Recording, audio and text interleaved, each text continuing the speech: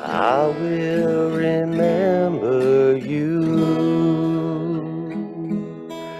Will you remember me? Don't let your life pass you by. Weep not for the memory.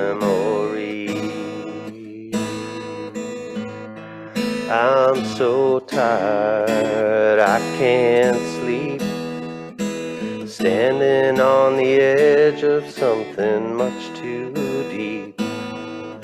It's funny how we feel so much but cannot say a word.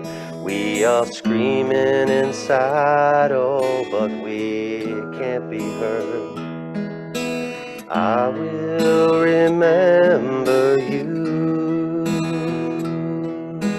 Will you remember me? Don't let your life pass you by. Weep not for the memory.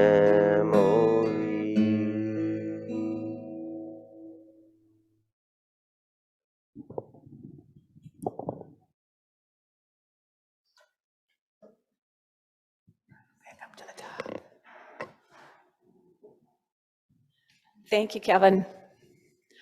Good morning, and welcome to the Unitarian Universalist Fellowship of Midland's multi-platform worship service. Today's service is titled Legacies, led by our minister, Reverend Eric Severson. His pronouns are he, him, his, and he has served our congregation for the past 3 years. I'm Suzanne Peterson, and I'm your worship associate for today.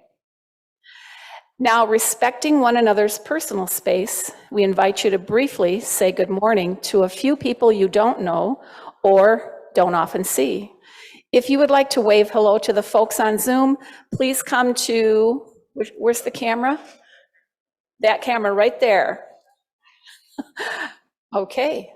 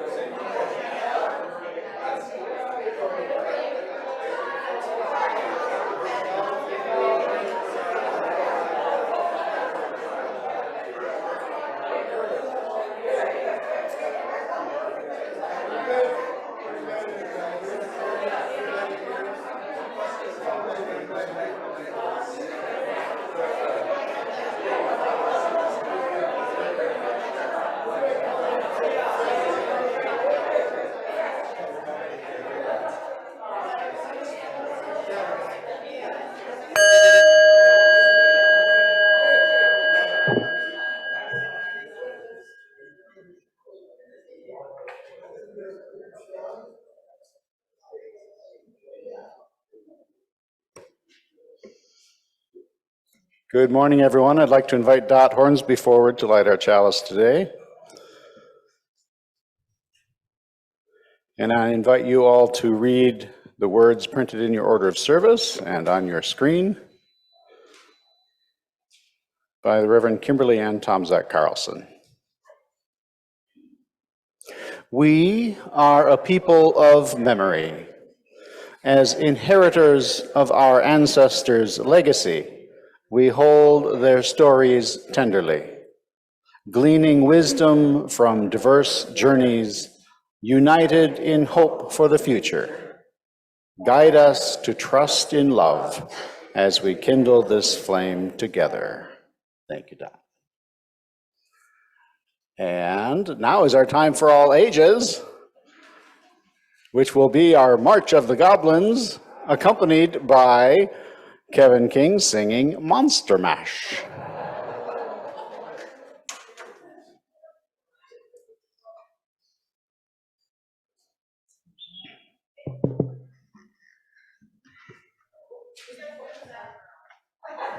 Okay. It's time to vamp, Kevin, vamp. What's that? Vamp, there's somebody in the bathroom.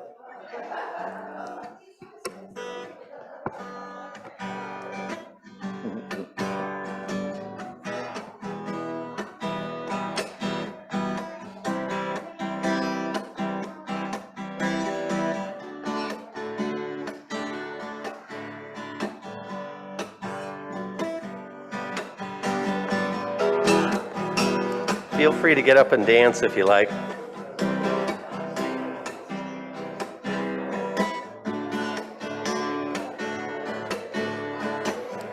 Also, if you know the chorus on this song, it's fairly famous. Feel free to shout it out. I was working in the lab late one night when my eyes beheld an eerie sight. For my monster from his slab did arise, and suddenly, to my surprise, he did the mash. He did the monster mash, the monster mash. It was a graveyard smash. He did the mash. It caught on in a flash. He did the mash. He did the monster mash. From my laboratory in the castle east to the master bedroom, vampires feast. Ghouls all came from their humble abodes to catch a jolt from my electrodes. He did the mash. He did the monster mash, the monster mash. It was a graveyard smash. He did the mash. It caught on in a flash. He did the mash. He did the monster mash. Yay!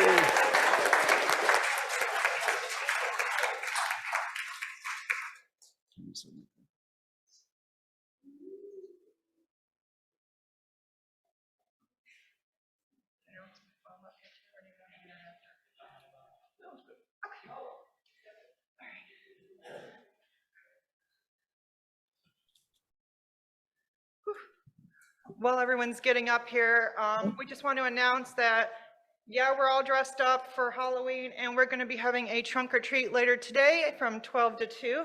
So if anybody wants to help hand out candy or just watch all the kids in costumes, we're really excited about that. But I'm Monica Hughes. I'm the Director of Religious Education, and today we are all dressed up, and we would like to I'm going to go where each person gets to tell you what they dressed up as, maybe their name and what they dressed up as. So, I mean, we can all guess, but it's funner when we at least know what they are. So, my name is Monica Hughes again. I am dressed as Maleficent. Lisa Janetsky. I am Marvin the Martian. I'm Liam. I'm Green from Rainbow Friends. Oh. I'm Katie, and I'm a unicorn princess. Uh-huh. I'm Ryder, and I'm Buzz Lightyear.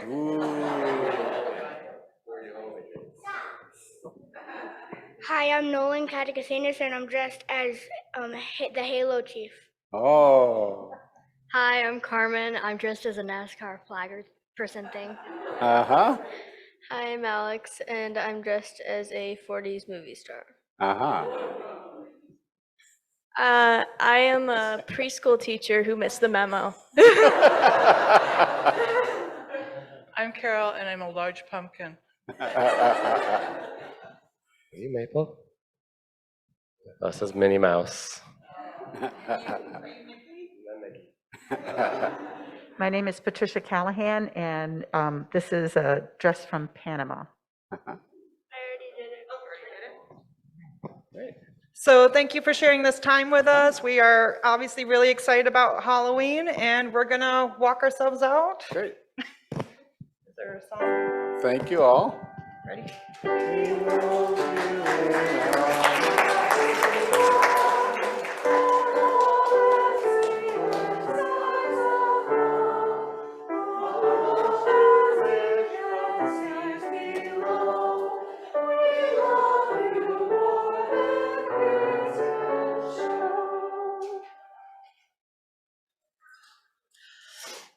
Again, welcome everyone.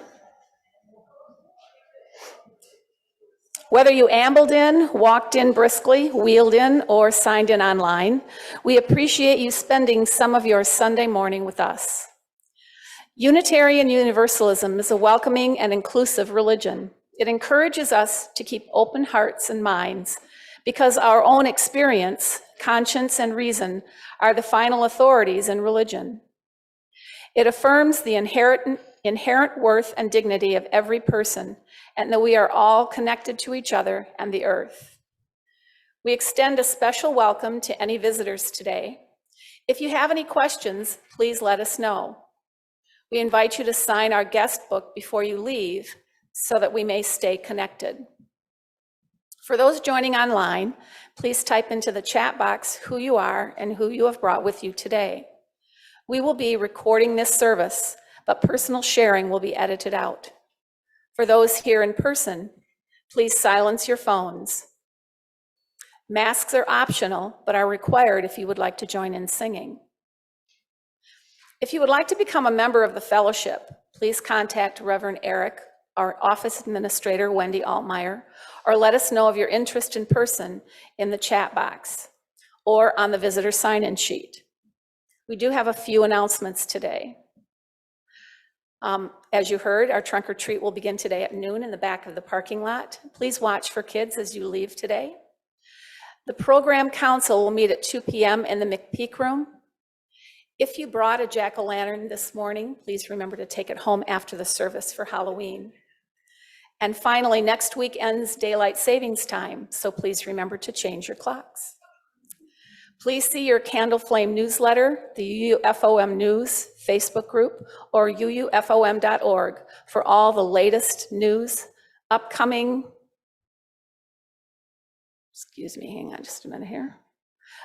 events and sign-up links. Now please rise in body or spirit to join in singing with your masks on, number 1001 in the Teal hymnal, Breaths, with words adapted from a poem by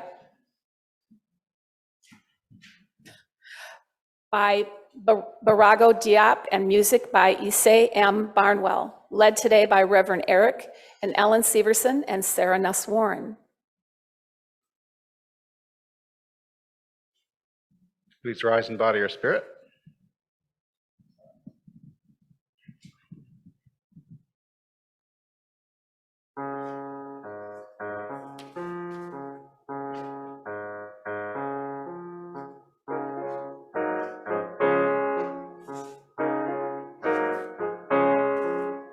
Listen more often to things than to beings. Listen more often to things than to beings. 'Tis the ancestors' breath when the fire's voice is heard. 'Tis the ancestors' breath in the voice of the waters.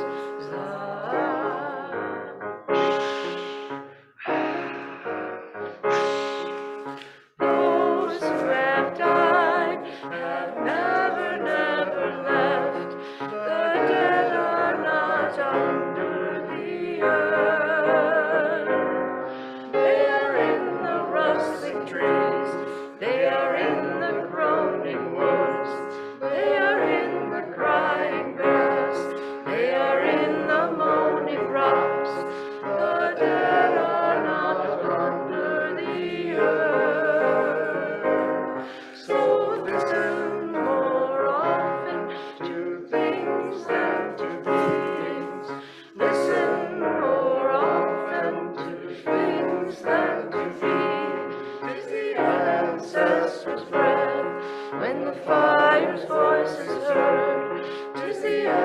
ancestors' breath, in the voice of the waters.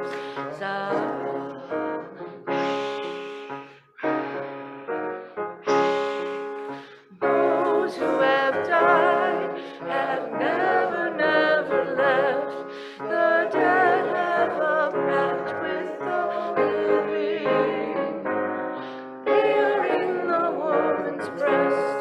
They are in the wailing child. They are with us in our hearts.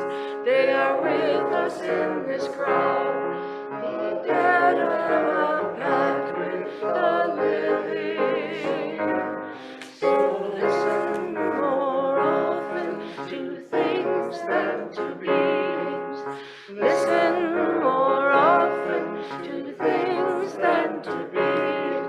'Tis the ancestors' breath when the fire's voice is heard.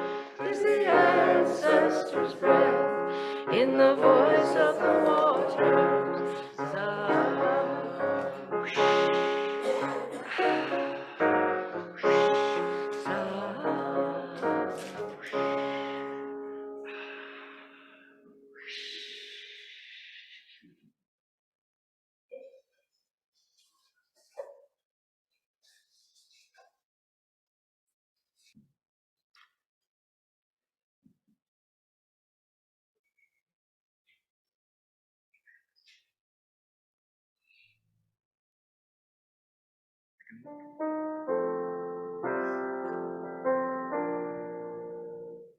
Spirit of life, come unto me.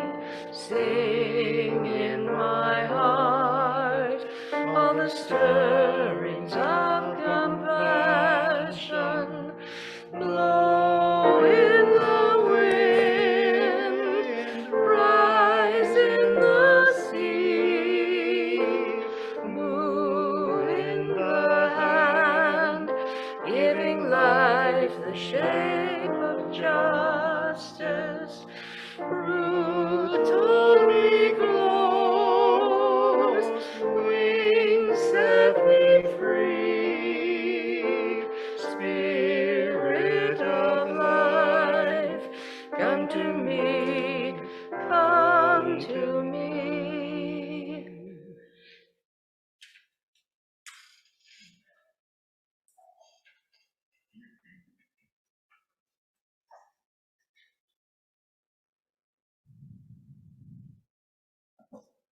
Today's reading is titled, "It is That Time and That Place," by Reverend Dr. Kiyama Raman from the book Becoming, a Spiritual Guide for Navigating Adulthood.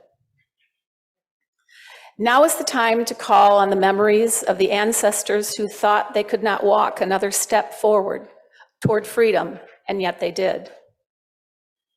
It is that time and place to call on the memories of the ancestors who, when the darkness of their lives threatened to take away the hope and light, reached a little deeper and prayed yet another prayer.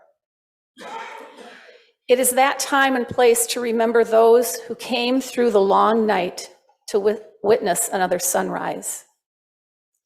It is that time and place to remember the oceans of tears shed to deliver us to this time, to remember the bent knees and bowed backs, to remember the fervent voices asking, begging, and beseeching for loved ones sold off. Time to remember their laughter and joy, though they had far less and little reason for optimism, yet they stayed on the path toward a better day. Time to hold to the steadfast hands and hearts and prayers of the ancestors that have brought us this far. Time to make them proud and show them and ourselves what we are made of. Time to show them that their prayers and sacrifices and lives were not in vain and did not go unnoticed, nor have they been forgotten. Did you not know that this day would come? Did you not know that we would have to change places? Did you not know that just as our ancestors were delivered, that you would also be delivered? Have you not seen the greatness and power of the creative energy in the universe called God that moves and has its being through human agency? Have you not seen God in your neighbors' faces, in the homeless, in the battered woman, the trafficked child, the undocumented worker, the dispossessed? It is that time and that place to know that it is our turn, that we must leave a legacy for our children and all the children. It is that time and that place. We are the ones we've been waiting for. For that, let us be eternally grateful. Amen, and blessed be.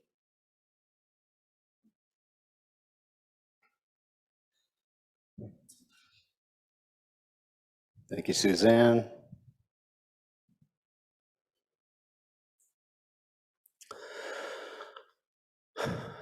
In the year 1755, 3 years after his kite and lightning experiment, Benjamin Franklin performed another electrical experiment.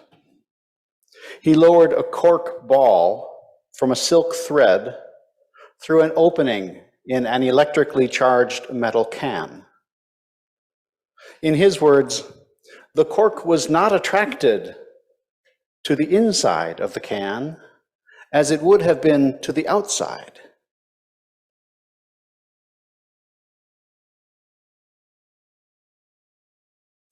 And when he withdrew the cork ball, it still was not electrified.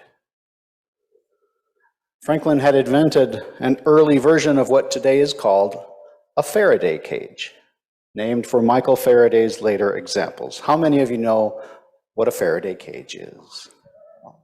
Very nice.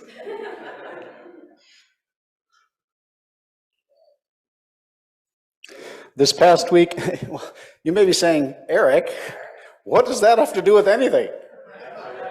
With Legacies or Halloween?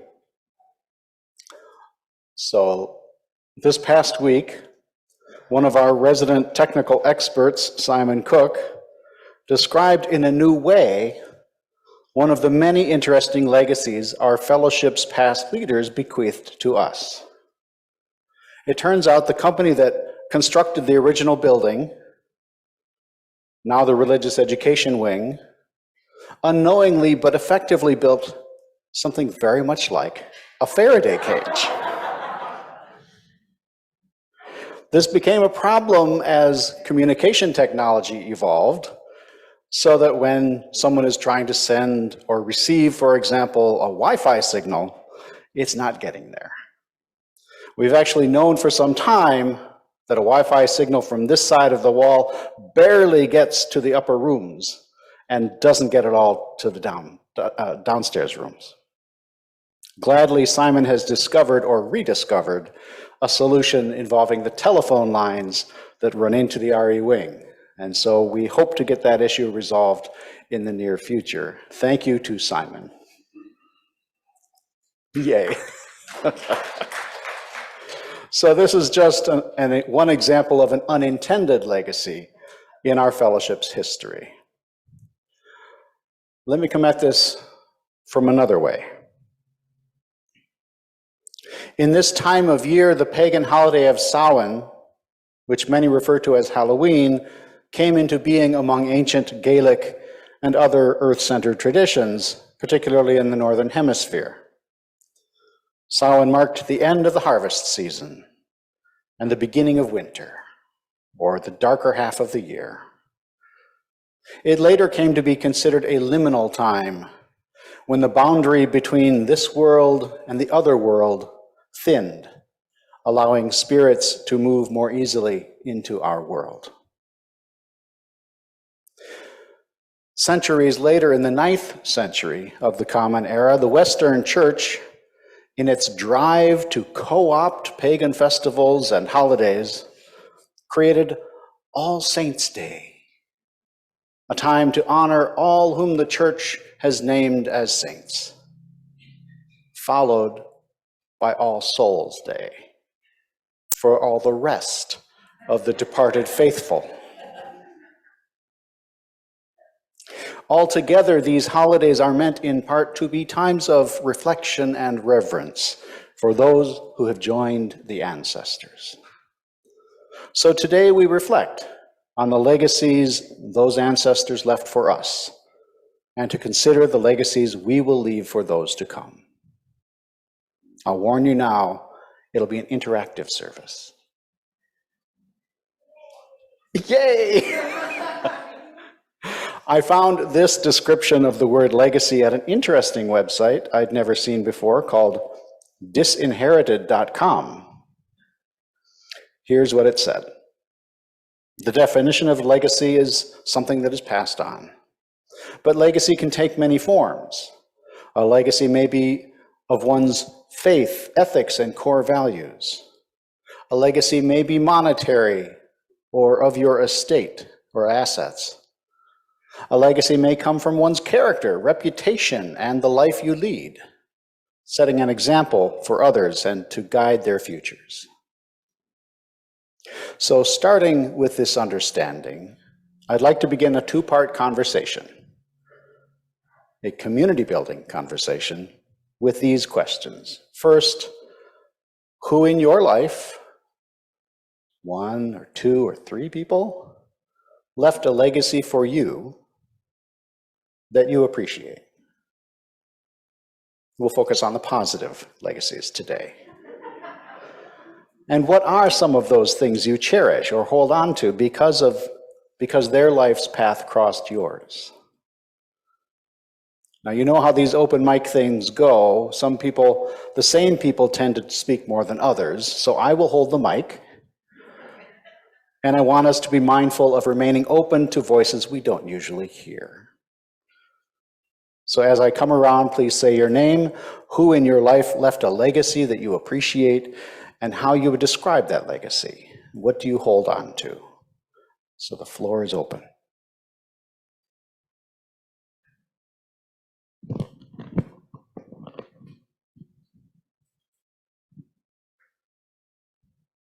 My name is Sandy Hay.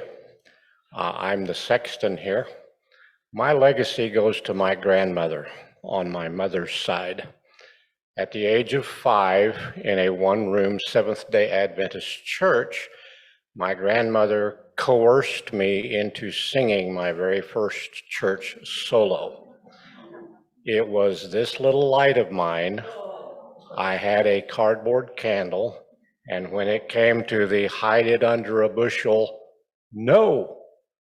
At that point, everybody laughed. But I have to tell you,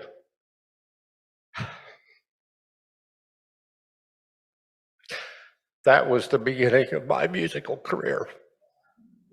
Thank you, Sandy.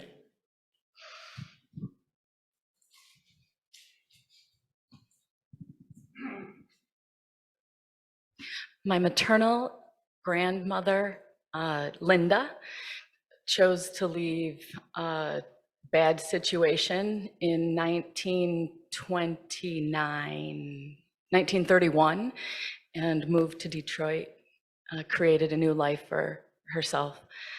So that's one person, and I have a whole line of those. So my DNA says my mitochondrial DNA says I go back way, way far. So I come from a long line of strong women. Thank you, Shannon. Hi, I'm Linda Rector, and my mother was an only child, and her mother died shortly after she was born. So her aunt, who was my great aunt Pearl, was very involved in caring for my mother. My Aunt Pearl became someone that I really cherished in my life.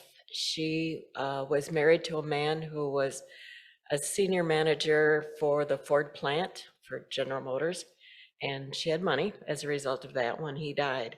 She left many of her things to me, and they were all like knickknack kinds of things and stuff like that, along with some money. But the knickknacks is what have made me always be reminded of her.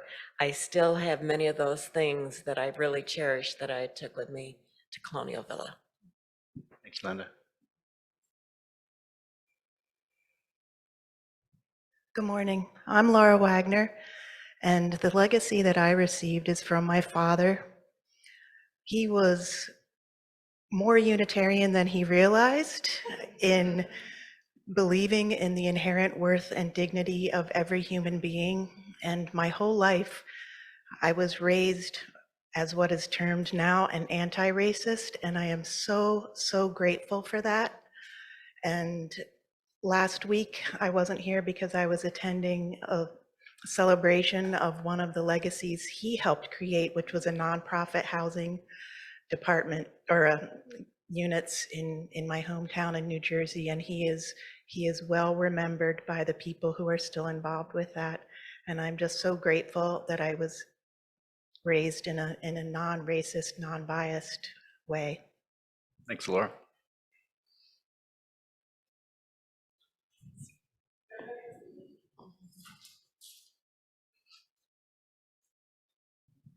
Well, I'm Claudia Warren, and the person who influenced me very greatly was my neighbor down the street, Joan Burrows.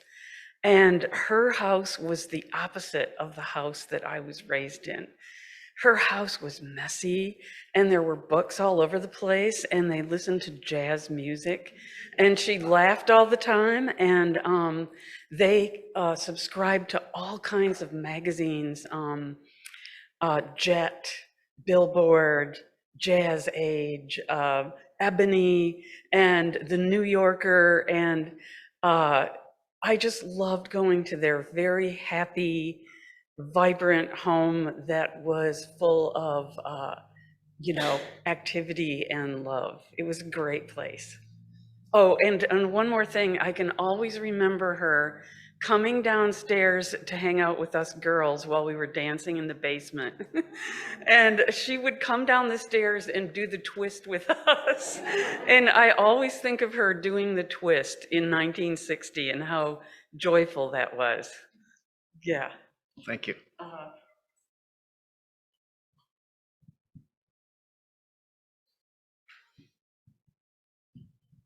I'm Jim Fallender. Two people I'd like to mention. My two parents. My mother was a social worker and my father a businessman, a scrap metal dealer.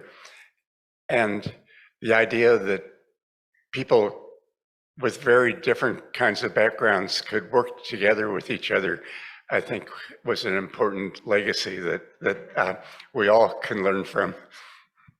Thanks, Jim.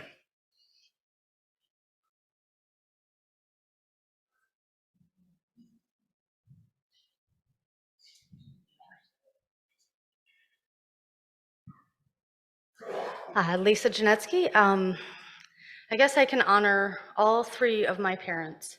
My mom for teaching me about giving of myself. She volunteered through most of my middle school and high school years for many different agencies. And that was a great experience to see somebody giving so much. Then there's my dad. He had amazing work ethic. He was the one of three children of my grandparents, and they were farmers. So he taught me about working every day. You know, whatever had to be done needed to be done, and it should be done right the first time, or you just have to do it again. So that's a big one. And the other person is my stepmom, Jackie. Her and my dad were married for almost 40 years before he passed this past August. And those two together taught me what love should look like and how to be with someone and how to show them that you love them. So I'm grateful to all of them. Thanks, Lisa.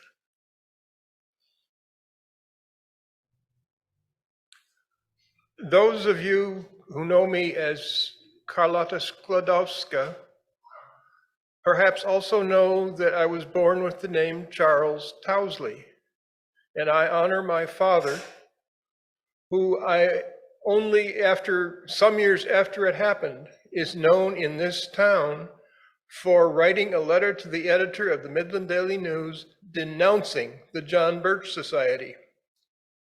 And I think like I say, I didn't even know about it till years after it happened. But I think that was an extremely brave thing for him to do in this town. And so I always honor him for that. I should also offer my,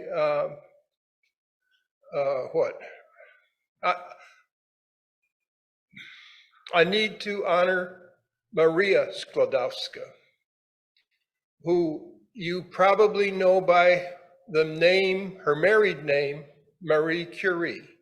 She was one of the founders of the nuclear physics community. And so since I was educated as a nuclear physicist, and even though I'm prone to say the only thing nuclear physics ever has produced is more nuclear physicists, I do have to honor that legacy because it is what made me, it got me through the better part of my life being a nuclear physicist, even though I didn't really contribute that much. So both of those people I honor. Thanks.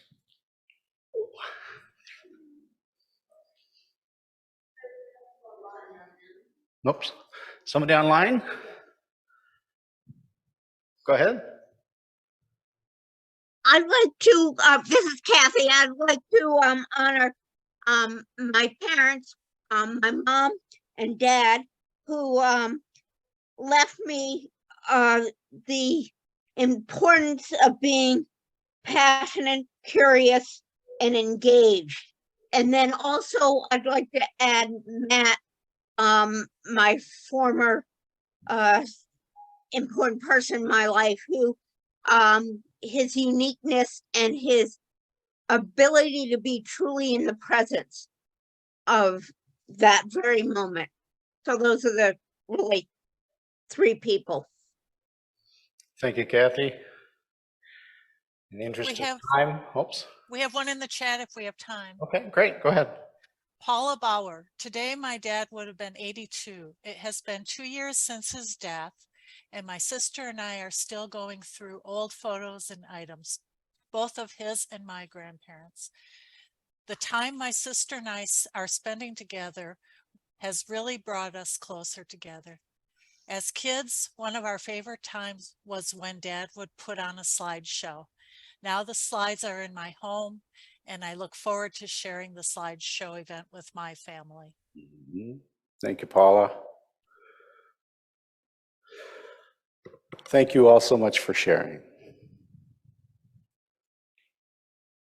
I think today's reading was a powerful one. The prayer by Dr. Rahman. Now is the time to call on the memories of the ancestors, those who thought they couldn't take another step but did, those who thought they couldn't, those who came through the long night to witness the sunrise, whose oceans of tears delivered us to this time, whose laughter and joy, despite little reason for optimism, kept them on a path to a better day. It is time to show our ancestors and ourselves what we are made of. It is that time and that place to know that it is our turn, that we must leave a legacy for all our children.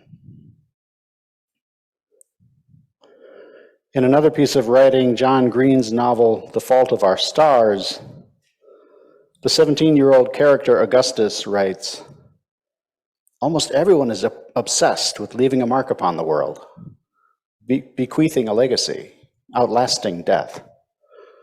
We all want to be remembered. I do too. That's not what bothers me most. That's what bothers me most, is being another unremembered casualty in the ancient and inglorious war against disease. I want to leave a mark. Our opening hymn too suggested that the dead have a pact with the living. So that's the second part of our conversation. What is the pact you hope to make with future generations? Do you want to leave a mark? What do you hope to leave for or instill in future generations? What might it mean to live into your own legacies?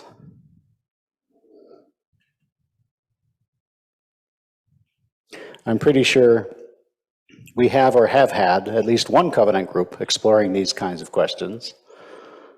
So depending on your stage of life, your health status, or social location, these may be harder to answer for some than for others. If you choose not to, or we don't get to you in time, I hope you will answer them for yourself or with others at another time. So let's give that a try.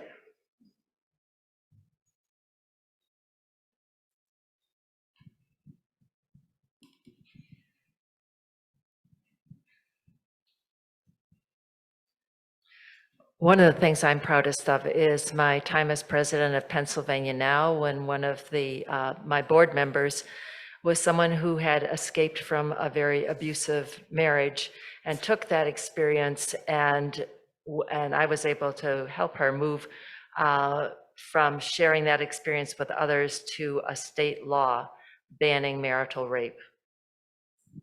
Thank you, Sarah.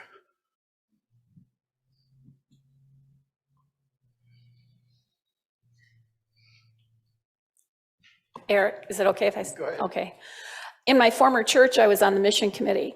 And for probably 25 years, I led mission trips in the summertime with youth and adults. And for me, it wasn't about evangelism. It was about helping others. And one of my goals was to take all of my grandchildren with me at some point. And I have 8, and I did. At one point, took all 8 of them, not all at the same time. But what I wanted them to learn from that experience was that there are people who need help, and that they need to look outside themselves sometimes, that they need to be not just centered on what their needs are, but centered on sometimes the needs of other people. And I think those experiences have always been incredible for me, and I wanted that for them as well. Thanks, Suzanne.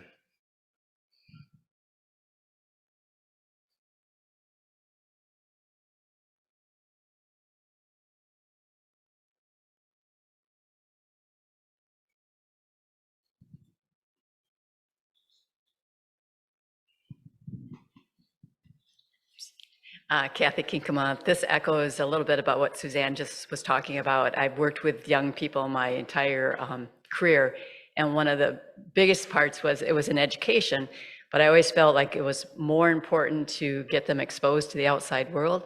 So I always did that through service projects, and I was always trying to get them out in the community to realize, just like Suzanne said, that it's a bigger world out there, and that they need to always be involved in their community.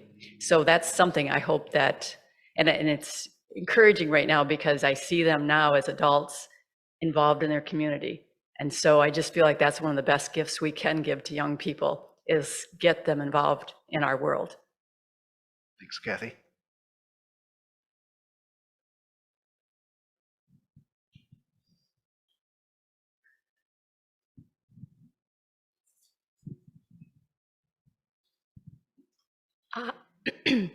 So I was really thinking, what do I have? What pact do I want to make? What have I done? What is my pact? And there are so many things I want to do still. So I feel like, and then life gets in the way, like COVID, and things completely change.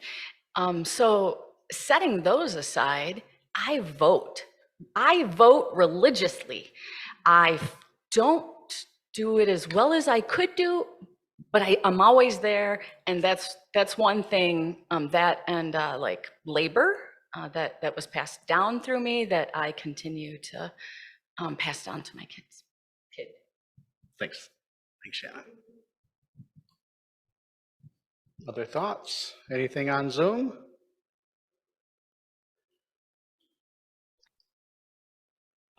No, we don't have anything on Zoom. Again, these might be harder questions to answer.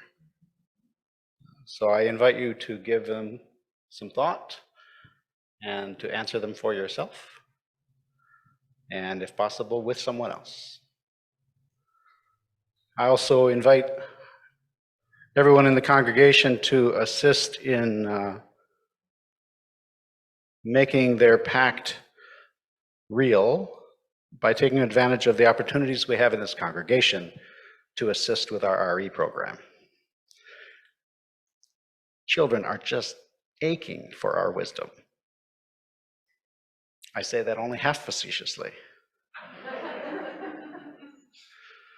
But honestly, we really could use volunteer help and assistance passing on wisdom to our kids.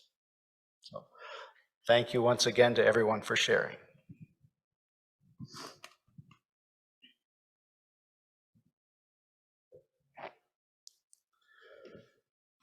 Oprah Winfrey once related a conversation she had with one of her mentors, Maya Angelou,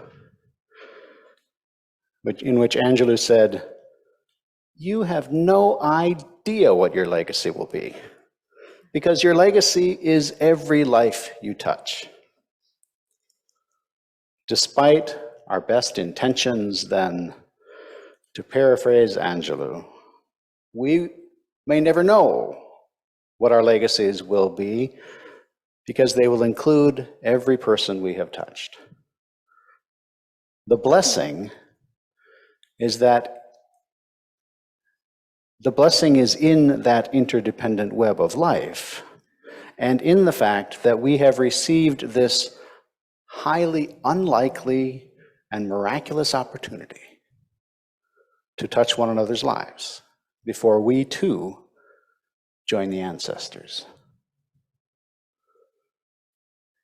Thank you again to everyone who shared from their hearts today. You helped us to better know one another and ourselves. So as a people of memory, as inheritors of our ancestors' legacies, may we continue gleaning wisdom from our diverse journeys, trust in the transforming power of love, and remain united in hope for the future. May it be so. Blessed be, and amen.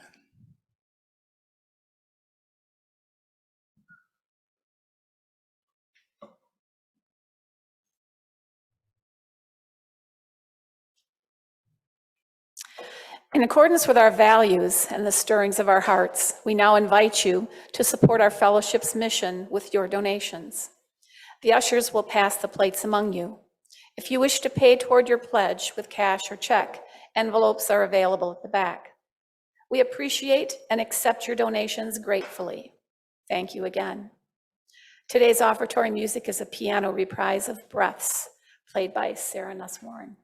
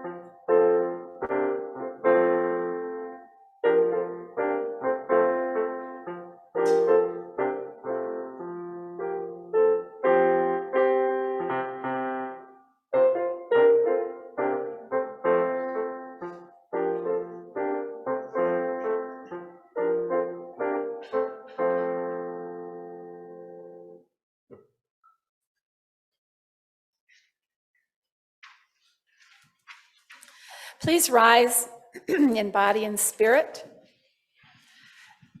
and join in singing with your masks on our closing song, number 86, Blessed Spirit of My Life, by Shelley Jackson Denham, led today by Reverend Eric and Sarah.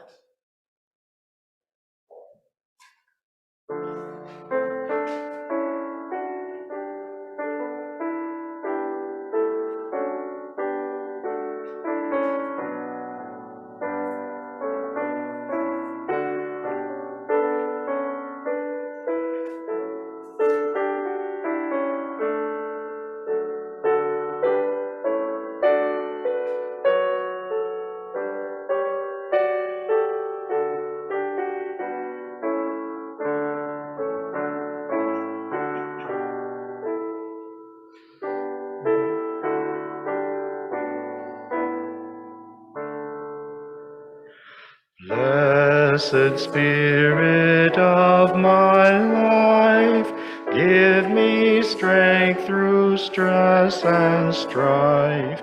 Help me live with dignity. Let me know serenity.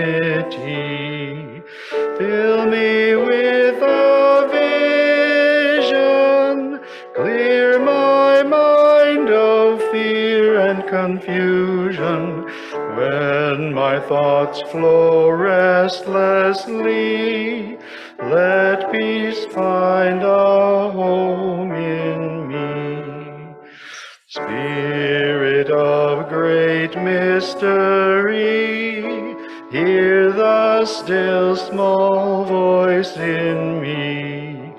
Help me live my wordless creed as I comfort those in need. Fill me with compassion, be the source of my intuition. Then when life is done for me, let love be my legacy.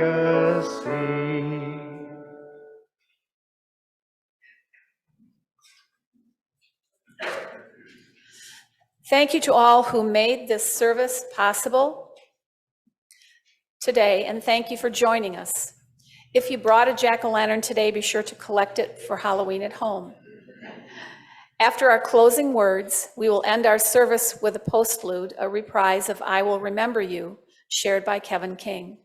Following that, we will have breakout rooms online, and we invite our in-person members and guests to stay for further conversation. And remember that Trunk or Treat begins at noon.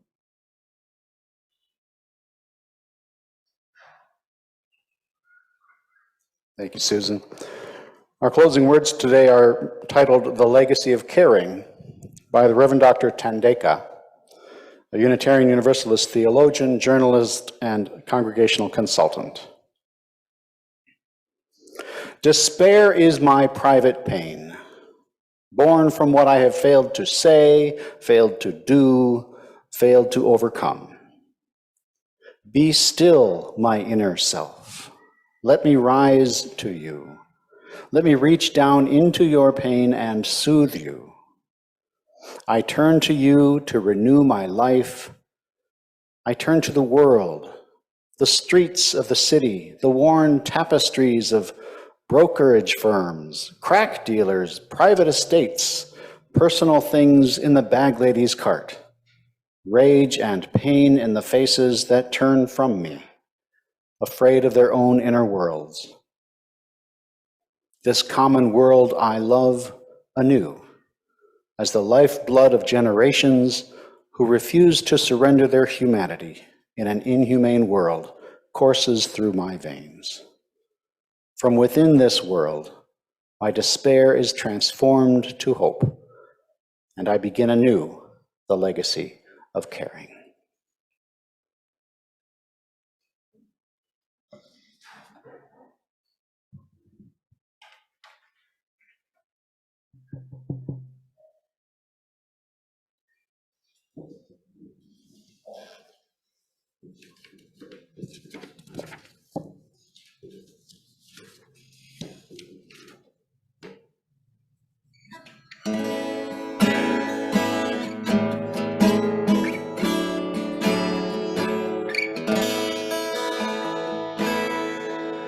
So afraid to love you, more afraid to lose, clinging to a past that doesn't let me choose. Once there was a darkness, deep and endless night, gave me everything you had, all you gave me light. I will remember you. Will you remember me? Don't let your life pass you by. Weep not for the memory.